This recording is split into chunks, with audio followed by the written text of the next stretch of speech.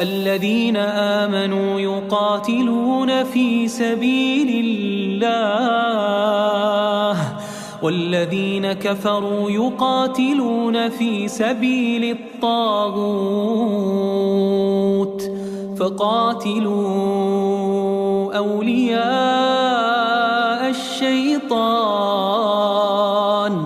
إن كيد الشيطان كان ضعيفا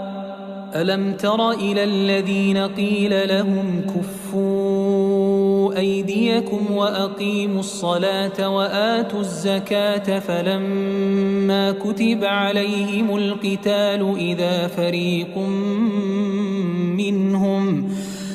فريق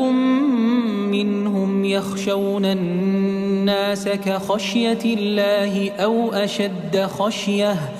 وقالوا ربنا